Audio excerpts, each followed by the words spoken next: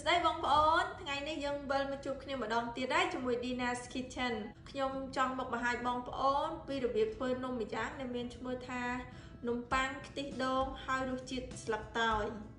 ហើយសម្រាប់នំមួយនេះបើបងប្អូនបានមើលពីរបៀបធ្វើនំប៉័ងទឹកដោះគោពីមុនណាបងប្អូននឹងដឹងហើយថាវាស្រដៀងនឹងនំប៉័ងទឹកដោះគោមួយនោះ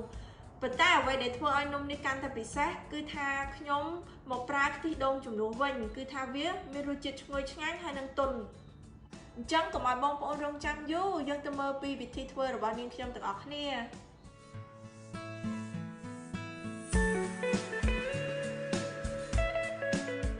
ជាដំបូងយើងដាក់ម្សៅនំប៉័ងចំនួន350ក្រាមស្ករស75ក្រាមអំបិល4ក្រាមមេនំប៉័ងចំនួន8ក្រាមរួចយើងត្រូវកូរវាឲ្យសព្វចូលគ្នាបន្ទាប់មកយើងត្រូវគោះពងទាមួយគ្រាប់ចូលក្នុងកូនចានខ្ទិះដូងចំនួន165មីលីលីត្រទឹកដោះគោចំនួន20មីលីលីត្រក្លិនស្លឹកតើយចំនួន1ស្លាបព្រាកាហ្វេកូរវាឲ្យសព្វសម្រាប់គ្រឿងផ្សំវិញបងប្អូនអាចរកបាននៅក្រោមវីដេអូរបស់ខ្ញុំបងប្អូនគ្រាន់តែប៉ះចំណងជើងទៅនឹងចេញមកហើយថ្ងៃនេះខ្ញុំធ្វើនំរបស់ខ្ញុំជាមួយនឹងម៉ាស៊ីនវាយនំដំបូងយើងត្រូវវាយម្សៅរួចបន្ទាប់មកយើងត្រូវតែចាក់ទឹកដែលយើងបានលាយរួចនោះចូលហើយយើងត្រូវតែបន្តវាយម្សៅរបស់យើងរហូតបន្ទាប់មកដាក់ប៊ឺរបស់យើងចូលហើយយើងបន្តវាយម្សៅរបស់យើងទៀត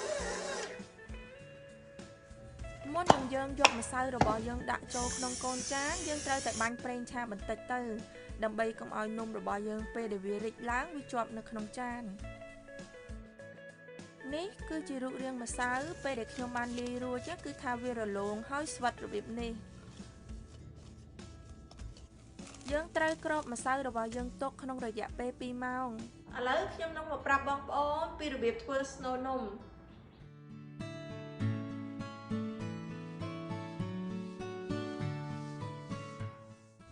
ដំបូងយើងត្រូវដាក់ម្សៅពោតចំនួន5ស្លាបព្រាបាយស្ករសចំនួន180ក្រាមអំបិលបន្តិចទឹកដោះគោខាប់ចំនួន2ស្លាបព្រាបាយពងទាចំនួន4គ្រាប់សម្រាប់2គ្រាប់ដំបូងយើងត្រូវតែយកពងទាទាំងសទាំងក្រហមហើយ2គ្រាប់ក្រោយយើងត្រូវតែយកតែពងទាក្រហមទេ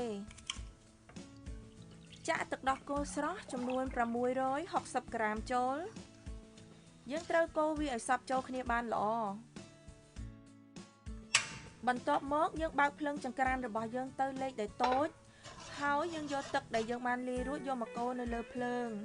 យើងត្រូវតែបន្តកូរស្នូលរបស់យើងរហូតទាល់តែវាខាប់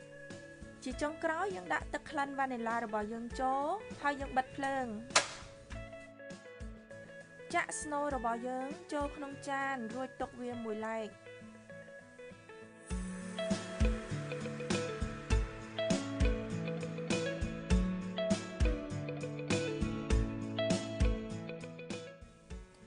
យើងត្រូវបាញ់ប្រេងឆានៅលើកន្លែងដែលយើងយកនំមកធ្វើហើយនេះគឺជាម្សៅដែលខ្ញុំបានទុកចោលវាក្នុងរយៈពេល2ម៉ោងគឺថាវាឡើងបានធំល្អឥឡូវយើងយកម្សៅហ្នឹងមកដាក់លើជ្រុញដែលខ្ញុំបានបាញ់ប្រេងរួចហើយយើងត្រូវតែសង្កត់វាបន្តិចទៅយើងកាត់ម្សៅរបស់យើងជា2ចំណែកយើងទាញម្សៅរបស់យើងរាងវែងបន្តិចទៅណាយើងស្រួលកាត់វាជាចំណែកតូចៗសម្រាប់ខ្ញុំយកចិញ្ចៀនមកថ្លឹងម្សៅដើម្បីឲ្យវាចេញមកនំវាប៉ិនគ្នាល្អប៉ុន្តែបើបងប្អូនអត់ចង់កាត់ថ្លឹងទេបងប្អូនស្មានទៅណាបងប្អូនយើងកាត់ឲ្យតែវាប៉ិនគ្នាបន្តិចបន្តួចទៅសម្រាប់ម្សៅរបស់ខ្ញុំថ្ងៃនេះខ្ញុំបានកាត់វាទៅជាចំនួន11ដុំ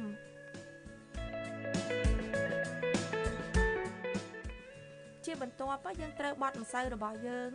ខាងរលោងចេញមកក្រៅទៅយើងបត់ប្រហែលជា3-4-5 ដងទៅដើម្បីឲ្យអាខាងរលោងនឹងវាឡើងមកលើយ យើងត្រូវរុញវាឲ្យរាងមូលបន្តធ្វើម្សៅរបស់យើងរបៀបនេះរហូតទាល់តែវាអស់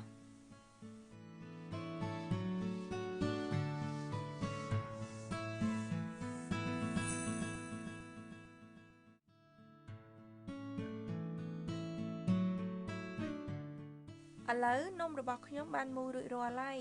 អញ្ចឹងយើងត្រូវចាប់ផ្ដើមពីនំដំបូងដែលយើងមូលយើងយកមកដាក់ស្នូលយកនំដែលយើងបានធ្វើរួចមុនគេមកសង្កត់ឲ្យតប៉ែតបើបងប្អូនអត់មានប្រដាប់សង្កត់នំទេបងប្អូនអាចសង្កត់វាជាមួយនឹងដៃក៏បានដែរធ្វើម៉េចឲ្យតែវារាងសំប៉ែតបន្តិចទៅណាយើងដួសស្នូលរបស់យើងមួយស្លាបព្រាហើយបន្ទាប់មកយើងត្រូវបិទខាងចុងវាធ្វើម៉េចឲ្យជិតបានល្អយើងត្រូវតែបន្តលុញវាឲ្យរាងមូលណាយើងបន្តធ្វើនំរបស់យើងរបៀបនេះរហូតទៅតតែវាអស់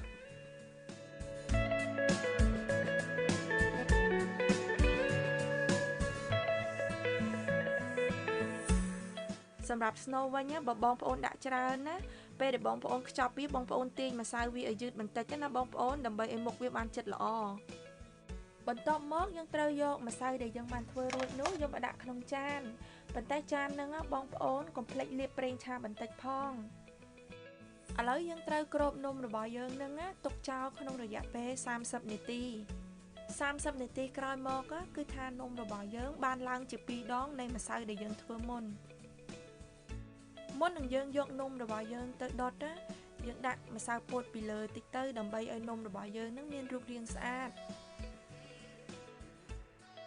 នំរបស់ខ្ញុំរួចរាល់ខ្ញុំអាចយកវាទៅដុតបានហើយយើងដុតវាក្នុងកម្ដៅ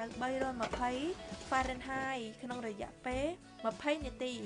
20នាទីក្រោយមកនំរបស់ខ្ញុំបានឆ្អិនហើយគឺថារូបរាងវាស្អាតមែនតើបងប្អូនហើយក្លិនវិញគឺថាឈ្ងុយ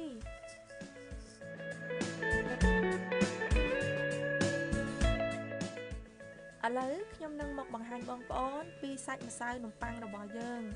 គឺថាសាច់នំរបស់វាទន់ល្មើយហើយពេលដែលយើងសង្កត់វាឡើងមកវិញ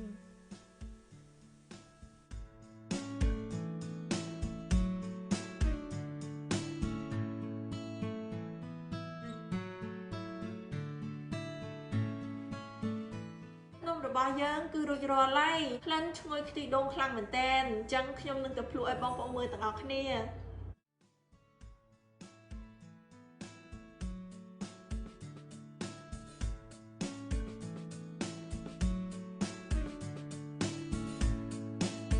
ខ្ញុំនឹងទៅសាកមួយម៉ាត់ទៀត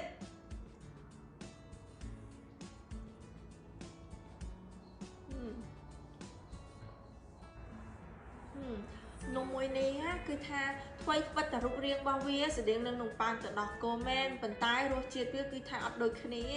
សម្រាប់នំមួយនេះរសជាតិវាគឺថាឈ្ងុយក្លិនខ្ទិះដូងហើយនឹងស្លឹកតើយហើយសម្រាប់សាច់នំប៉័ងរបស់វាវិញគឺថាទន់ល្មើយខ្លាំងមែនតើពេលដែលយើងញ៉ាំចូលក្នុងមាត់ទៅគឺវារលាយចូលក្នុងមាត់យើងហ្មងខ្ញុំសង្ឃឹមថាបងប្អូននឹងចូលចិត្តវីដេអូពីវិធីធ្វើនំមួយនេះយើងជួបគ្នានៅវីដេអូបន្ទាប់ទៀតបាយបាយ